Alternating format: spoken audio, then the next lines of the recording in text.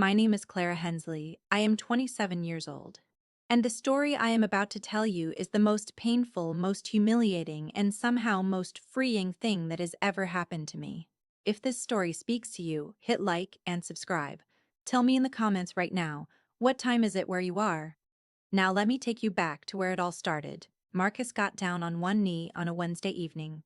No restaurant, no crowd, no rehearsed speech. We were in the kitchen of our small apartment in Clover Falls, Tennessee, and he just looked at me and said, "I don't need a perfect moment. I just need you to say yes." I said yes before he finished the sentence. We sat on the kitchen floor afterward, laughing about nothing. For 9 minutes, the world was quiet and good and completely mine. Then my phone rang. Mom. I picked up smiling. She didn't say congratulations. Her first words were, "Where are you thinking for the venue? These places book out over a year." I told her we hadn't decided anything yet. She went quiet for 4 full seconds, then said, "Fine. I understand. You don't need your mother anymore." That old guilt kicked in immediately, the kind she had spent years building inside me. My father passed when I was 18, and at his funeral she whispered, "It's just the two of us now." From that day on, saying no to her felt like abandoning a drowning woman, so I told her she could help. Marcus said nothing, but his jaw shifted in that quiet way of his. That phone call was her first move. Within 3 months, she had taken over everything. She showed up to tastings without being invited. She switched my contact information on the florist's account to her own number. I wanted wild flowers, daisies and sunflowers. Loose and alive. She ordered stiff white lilies. I wanted a simple barbecue spread.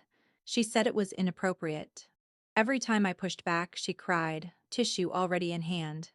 "I am doing this for you, Clara. Your father would have wanted something beautiful." And every time I folded. My best friend since ninth grade, Joanna, was my maid of honor. She watched all of this happening quietly. One evening, after my mother had rearranged centerpiece samples I had chosen, Joanna grabbed my arm at the door. "I need you to trust me on something. Don't ask questions yet." I laughed nervously. She squeezed my hand and left. I didn't understand. Not yet. 2 months before the wedding, my mother invited Marcus to lunch alone. She told him I had a mental breakdown in college. She used the phrase damaged goods. She asked if he was really prepared to handle someone like me. He came home that afternoon, sat across from me, and told me every word. His response to her had been simple. "I don't see damage. I see someone who survived you." She left without finishing her meal. She had taken the hardest chapter of my life, the grief I had worked through after losing my father, and turned it into a weapon. Then the rumors started. I walked into a salon and the owner gave me a look I had never received before. Pure pity. "Honey, your mama was in here yesterday. Said things aren't going well at home." Within days, half of Clover Falls knew the same story. Clara is fragile. Marcus is a mistake. The wedding shouldn't happen. I felt it everywhere: the grocery store, church, school pickup. People spoke to me gently, like I was made of something that could shatter. Then Joanna texted me, "Don't react to anything your mom does this week. I mean it." I texted back that she was scaring me. She replied, "Good. Scared means you're paying attention." And somehow I didn't push further. Marcus and I had saved for 2.5 years. We skipped vacations, drove an old car, packed lunch every single day, and put together close to $17,000, split across a florist, caterer, venue deposit, photographer, and DJ. Most vendors had a 30-day cancellation window, and we were inside it. If everything fell apart, we would lose almost all of it. I sat with the spreadsheet open one night and said, "If I don't do something, I lose the money. I lose face in front of 200 people. I lose myself." Marcus said, "You won't lose me. So we figure it out." I thought that was the bottom. I was wrong. 7 days before the wedding, I called the florist from my lunch break to confirm. She paused too long before saying, "Ma'am, that order was canceled 4 days ago. Your mother called." I hung up and called the caterer. Canceled. Called the venue. Cancelled. My mother had called every single vendor, impersonated me, and told them all the wedding was off. I called her immediately. She picked up on the first ring. I said, "You canceled my wedding." She said, I canceled a mistake. I said, that was not your decision. She said calmly, like she had been waiting her whole life to say it. Everything about you is my decision, Clara. I raised you. I buried your father. This wedding is mine to give or take. Something shifted in me right then.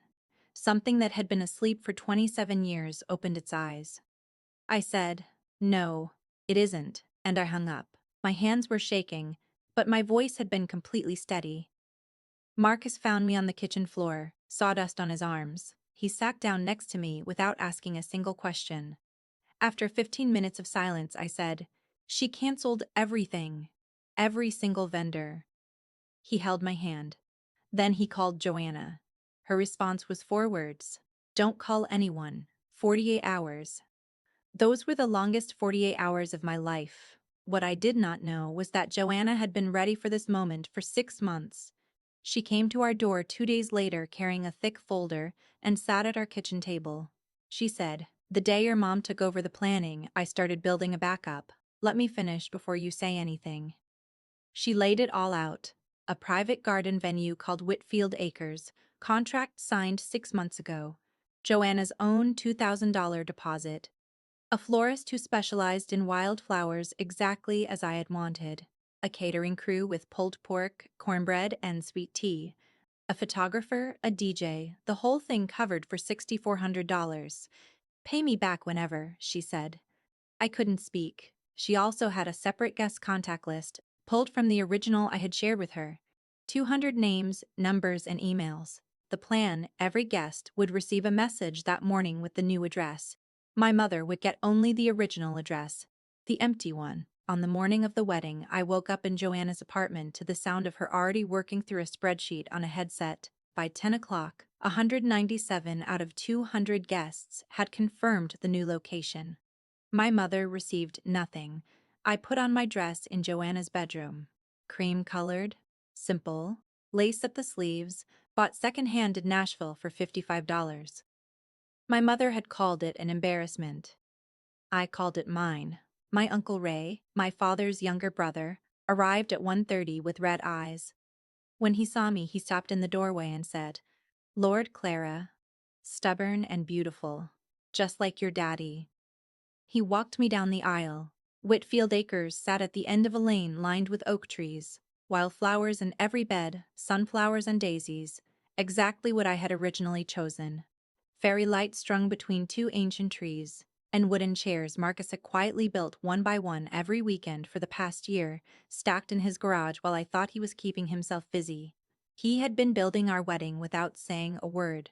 When I stood at the end of the aisle and saw Marcus, his eyes were red and he wasn't hiding it. He never hides anything from me. When I said my vows, I didn't read from a card.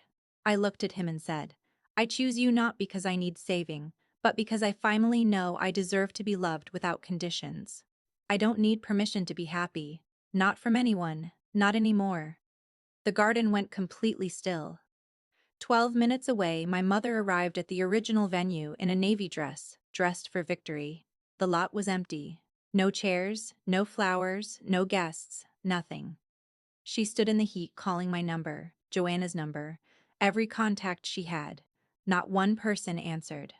She turned in a slow circle, completely alone, and I think that was the moment she finally understood. She eventually found out about Whitfield Acres and drove there. A man named Derek, Joanna's friend, stood at the gate with a clipboard.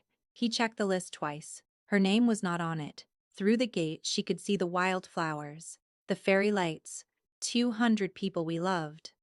And the back of my dress. Everything she had tried to destroy was alive and whole. And there was a gate between her and it she could not open. She stood there for a moment. Then she walked back to her car and drove away. I was dancing when it happened and didn't find out until days later. I wrote my mother a letter by hand that week, because some things should cost effort. I told her I loved her first. Then I told her the truth, that she had canceled my wedding, called me damaged goods to my fiancé, spread lies about my mental health across the whole town, and walked into my workplace to humiliate me. Then I told her I understood where it came from. She lost my father too young and never learned the difference between holding on and holding someone hostage. I told her the door was still open, but it would open from my side now. Uncle Ray delivered it. I didn't ask how she reacted. I wasn't ready. 3 months after the wedding, I came home to find an envelope on the porch railing. No return address, my name in my mother's handwriting. Inside was no letter, just a single dried daisy, pressed between two sheets of wax paper. The flower I had chosen. The flower she had replaced. I carried it inside and set it on the shelf beside our wedding photo, Marcus and me under the oak trees, with fairy lights glowing and wildflowers all around us. I don't know if it was an apology. I don't know if it was a beginning. But I left it there. I am not going to tell you my mother is a villain. She is a woman in pain who never found a better way to love. Her grief is real. But real pain does not give anyone the right to destroy the people closest to them. If there is someone in your life who uses love like a leash, who makes you feel guilty for growing, who punishes you for wanting your own life, hear this. You are not ungrateful for needing room to breathe.